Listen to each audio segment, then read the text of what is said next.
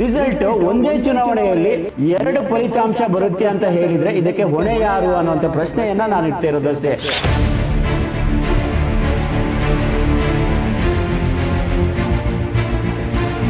ಅಂದ್ರೆ ಯಾವಾಗ ಲೋಪ ಆಗಿತ್ತು, ಯಾರು ಲೋಪ ಮಾಡಿದ್ದು, ಯಾವ 269 ಓಟುಗಳು ಕೂಡ ರಿಜೆಕ್ಟೆಡ್ ಓಟುಗಳು ಅಂತೇಳಿ ಆಗ್ಬೇಕಿತ್ತು. ಅದರಲ್ಲಿ 8 ಓಟುಗಳು ಸಿಂಧುವಾಗಿದ್ದು, ವ್ಯಾಲಿಡ್ ಆಗಿದ್ದು.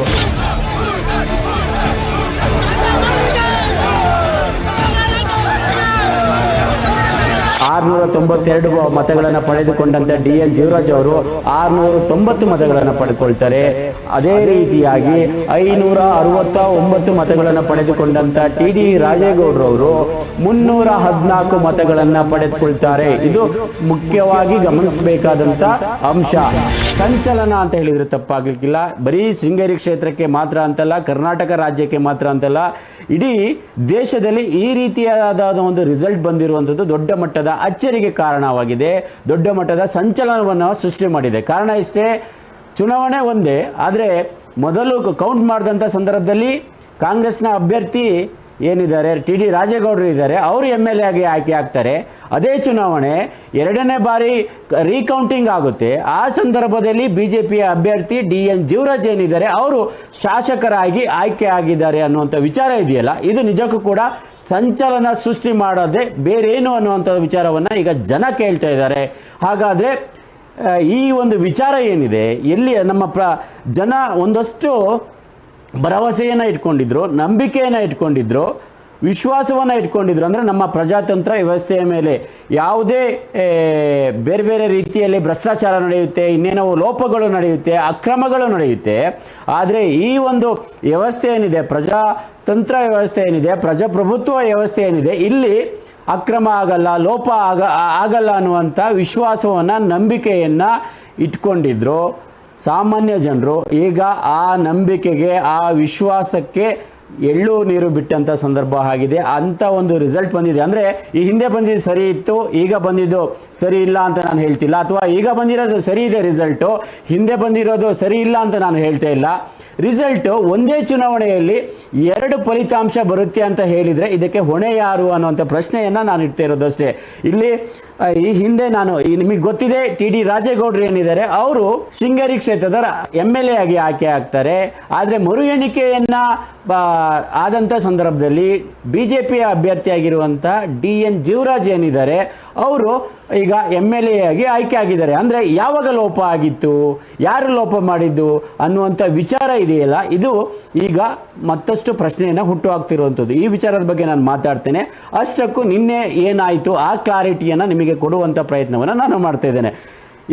ಮೊದಲನೇದಾಗಿ ನಿನ್ನೆ ದೊಡ್ಡ ಮಟ್ಟದ ವಿಚಾರ ಇದ್ದಿದ್ದಂತೂ ಒಟ್ಟು ಕಳೆದ ಬಾರಿ ಅಂದರೆ ಈ ಎಲ್ಲ ಮರು ಎಣಿಕೆ ಪ್ರಕ್ರಿಯೆ ಏನಿತ್ತು, EVM ಮತಗಳ ವಿಚಾರವಾಗಿ ಅಲ್ಲ, ಈ ಮರು ಎಣಿಕೆ ಪ್ರಕ್ರಿಯೆ ಬಂದುಬಿಟ್ಟು ಪೋಸ್ಟಲ್ ವೋಟ್ಸ್ಗಳೇನಿದ್ದು, ಅಂದರೆ ಅಂಚೆ ಮತಗಳ ವಿಚಾರ ಏನಿತ್ತು, ಈ ವಿಚಾರಕ್ಕೆ ಸಂಬಂಧಪಟ್ಟ ಹಾಗೆ ಇತ್ತು. ಹಾಗಾಗಿ ಅಂಚೆ ಮತಗಳ ಫಲಿತಾಂಶ ಏನು ಬಂದಿದೆ ಅದರಲ್ಲಿ ನನಗೆ ಅಸಮಾಧಾನ ಇದೆ.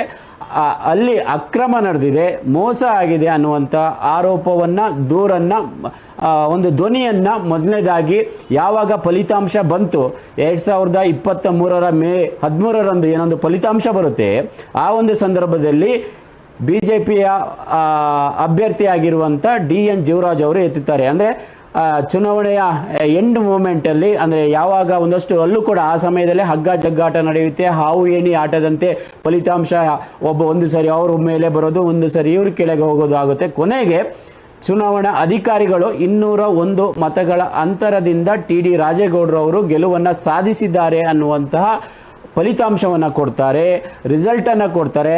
ಆ ರಿಸಲ್ಟ್ ಬಂದ ನಂತರ DN ಜೀವರಾಜ್ ಅಂದರೆ ಆ ಸಮಯದಲ್ಲಿ ಪರಾಜಿತ ಅಭ್ಯರ್ಥಿ ಅಂತ ಹೇಳಿ ಏನು ಪರಿಗಣನೆಗೆ ಒಳಪಟ್ಟಿದ್ರು DN ಜೀವರಾಜ್ ಏನಿದ್ದಾರೆ, ಇದು ಸರಿ ಇಲ್ಲ, ಇಲ್ಲಿ ತಪ್ಪಾಗಿದೆ, ಮೋಸ ಆಗಿದೆ, ಅಕ್ರಮ ಆಗಿದೆ ಅನ್ನುವಂಥ ವಿಚಾರವನ್ನು ಇಟ್ಕೊಂಡು ಅಸಮಾಧಾನವನ್ನು ಹೊರಹಾಕಿದ್ರು. ಸಂಬಂಧಪಟ್ಟಂತೆ ಅಂದಿನಿಂದ ಕೂಡ ಮೊನ್ನೆಯವರೆಗೂ ಕೂಡ ಕಾನೂನು ಹೋರಾಟವನ್ನು ಮಾಡ್ಕೊಂಡು ಬಂದರು. ಸೊ ಈ ಕಾನೂನು ಹೋರಾಟದಲ್ಲಿ ಒಂದಷ್ಟು ಟಿ ಡಿ ರಾಜೇಗೌಡರು ಮೊದಲನೇ 3-4 ಬಾರಿ ಕೂಡ ಅದಕ್ಕೆ ಸ್ಟೇ ತಗೊಳ್ಳುವಂಥ ಕೆಲಸಕ್ಕೆ ಕೂಡ ಹೋದರು. ಕೊನೆಗೆ ಹೈಕೋರ್ಟ್ ಈ ಒಂದು ಮರು ಎಣಿಕೆ ಇದೆ, ಅಂಚೆ ಮತಗಳ ಮರು ಎಣಿಕೆಗೆ ಇವರೇನು ಮನವಿಯನ್ನು ಮಾಡಿದ್ದಾರೆ ಅದು ಆಗಬೇಕು, ಗ್ರೀನ್ ಸಿಗ್ನಲನ್ನು ಕೊಡ್ತು. ಅದರ ಪ್ರಕಾರ ಮೇ 2ನೇ ತಾರೀಕು ಅಂದರೆ ನಿನ್ನೆ ಮರು ಎಣಿಕೆ ನಡೆಯಿತು. ಅಂದರೆ 1822 ವೋಟುಗಳು ಏನಿತ್ತು, ಒಟ್ಟು ಚಲಾವಣೆಯಾದಂಥ 1822 ವೋಟುಗಳ ಸೀಮಿತಕ್ಕೆ, ಅಂದರೆ ಇಷ್ಟು ವೋಟುಗಳಿಗೆ ಸಂಬಂಧಪಟ್ಟಂತೆ ನಿನ್ನೆ ಮರು ಎಣಿಕೆ ನಡೆದಿದ್ದಂಥದ್ದು.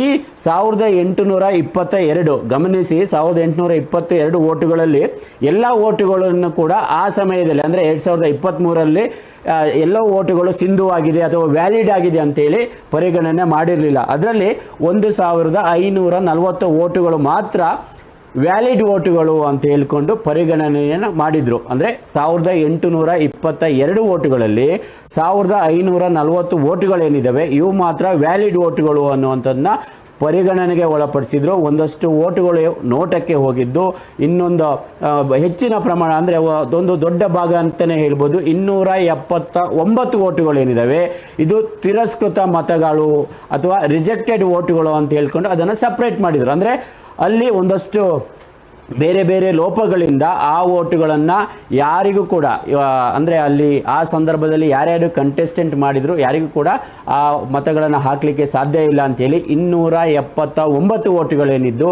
ಅವು ಇನ್ವ್ಯಾಲಿಡ್ ವೋಟುಗಳನ್ನಂತೇಳಿ ಸಪ್ರೇಟ್ ಮಾಡಿಟ್ಟಿದ್ರು. ಹಾಗಾಗಿ ಆ ವಿಚಾರದ ಕುರಿತಂತೆ ಈಗ ಏನು ಇನ್ವ್ಯಾಲಿಡ್ ವೋಟುಗಳಂತ ನೀವು ಮಾಡಿದ್ದೀರಲ್ಲ ಇದರ ಒಂದು ಮರುತನಿಖೆಯೂ ಆಗಬೇಕು. ಅದರ ಜೊತೆಗೆ ವ್ಯಾಲಿಡ್ ವೋಟುಗಳು ಅಂತ ಏನಿದೆ 1540 ವೋಟುಗಳೇನಿದೆ ಈ ವಿಚಾರವಾಗಿ ಕೂಡ ತನಿಖೆ ಮರು ಎಣಿಕೆಗೆ ಅವಕಾಶ ಮಾಡಿಕೊಡ್ಬೇಕು ಅಂತೇಳಿ DN ಜೀವರಾಜ್ ಅವರು ಅಪೀಲನ್ನು ಹೋಗಿದ್ರು.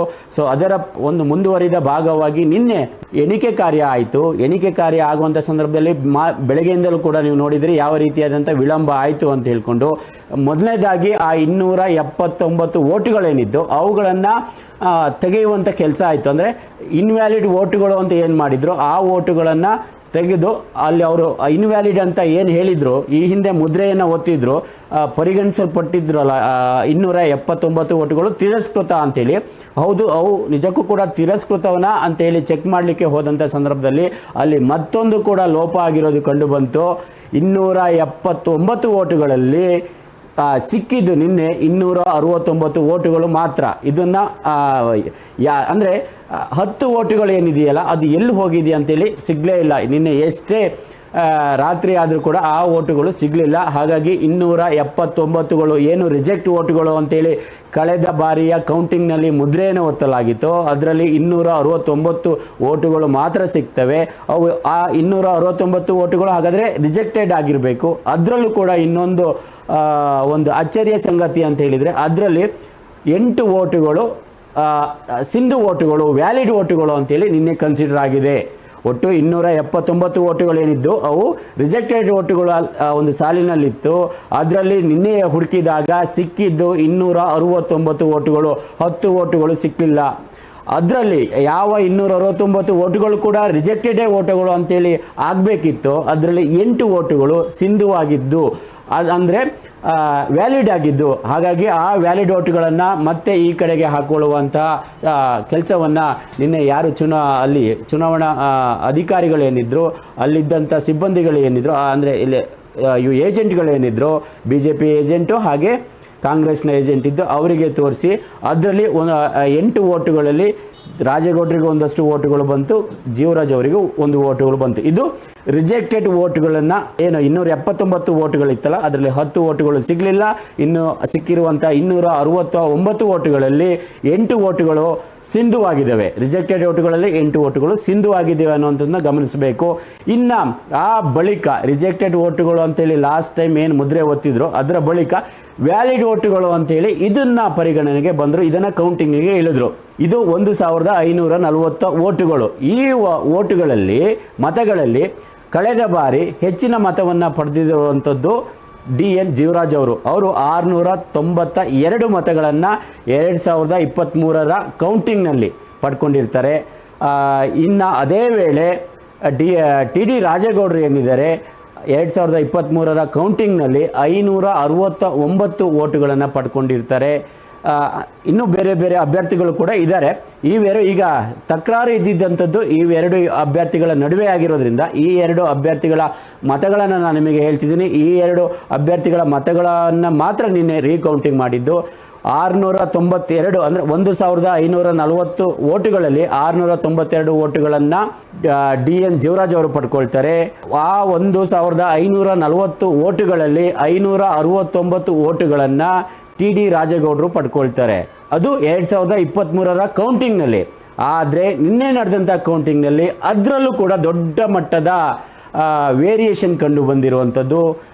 ಯಾವ 692 ಮತಗಳನ್ನು ಪಡ್ಕೊಂಡಿದ್ರು DN ಜೀವರಾಜ್ ಅವರು, ಈ ಬಾರಿ ಕೌಂಟಿಂಗ್ ಮಾಡಿದಂಥ ಸಂದರ್ಭದಲ್ಲಿ 690 ಮತಗಳು ಅವರ ಬುಟ್ಟಿಗೆ ಬರುತ್ತೆ. ಅಂದರೆ ಅಲ್ಲಿ 2 ಮತಗಳ ವ್ಯತ್ಯಾಸ ಕಂಡು ಬರುತ್ತೆ.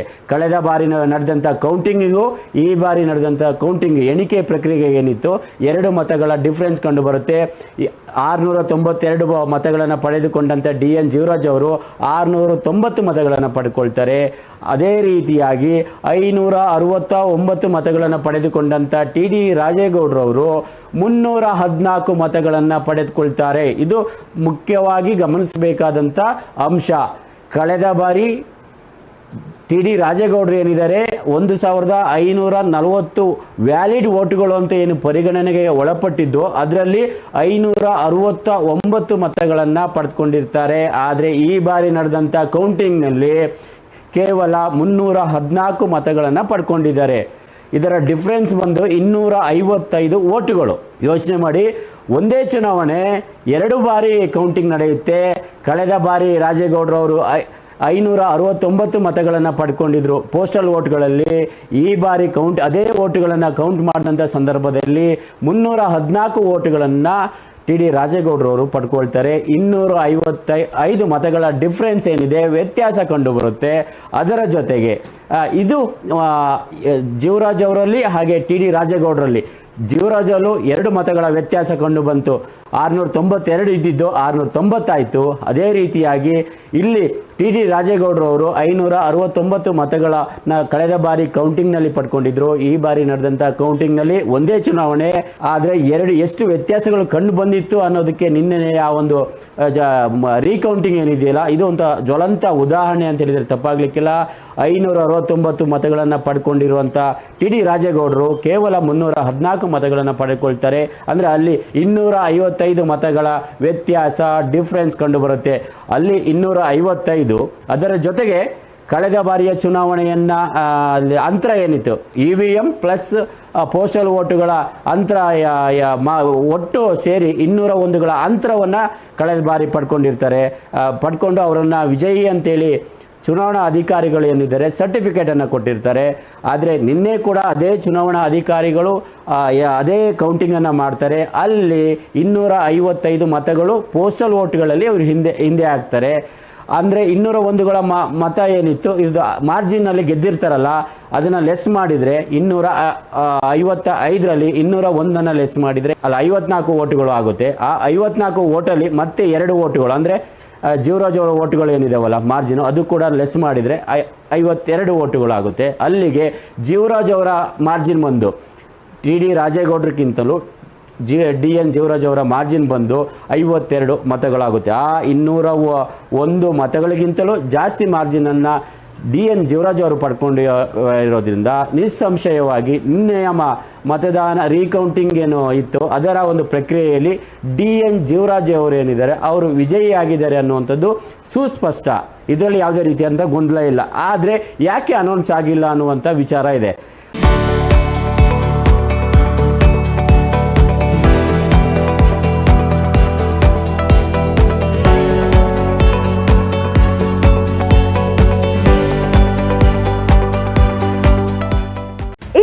ನೈಜ ಕುತೂಹಲ ಭರಿತ ಸುದ್ದಿಗಳು ನಿಮಗೆ ಸಿಗಬೇಕಂದ್ರೆ ರಾಜ್ಯದ ಪ್ರತಿಷ್ಠಿತ ಜನಪರ ಡಿಜಿಟಲ್ ಸುದ್ದಿ ಮಾಧ್ಯಮ ಪಬ್ಲಿಕ್ ಇಂಪ್ಯಾಕ್ಟ್ ಚಾನೆಲ್ ಯೂಟ್ಯೂಬ್ನಲ್ಲಿ ಸಬ್ಸ್ಕ್ರೈಬ್ ಮಾಡ್ಕೊಳ್ಳಿ. ವಿಡಿಯೋ ಇಷ್ಟವಾದರೆ ಲೈಕ್ ಮಾಡಿ, ನಿಮ್ಮಿಷ್ಟದವರಿಗೆ ಶೇರ್ ಮಾಡಿ ನಮ್ಮನ್ನು ಪ್ರೋತ್ಸಾಹಿಸಿ. ಹಾಗೆಯೇ ಫೇಸ್ಬುಕ್ನಲ್ಲಿ ಪಬ್ಲಿಕ್ ಇಂಪ್ಯಾಕ್ಟ್ ಫಾಲೋ ಮಾಡೋದನ್ನು, ಇನ್ಸ್ಟಾದಲ್ಲಿ ಜೊತೆಯಾಗೋದನ್ನು ಮಿಸ್ ಮಾಡಬೇಡಿ. ಜಾಹೀರಾತು ಹಾಗೂ ಬಿಸ್ನೆಸ್ ಪ್ರಮೋಷನ್ಗಾಗಿ ಸಂಪರ್ಕಿಸಿ 9606037450 ಅಥವಾ 9353224116. ಇದು ಪಬ್ಲಿಕ್ ಇಂಪ್ಯಾಕ್ಟ್, ಜನಶಕ್ತಿಯೇ ನಿರ್ಣಾಯಕ.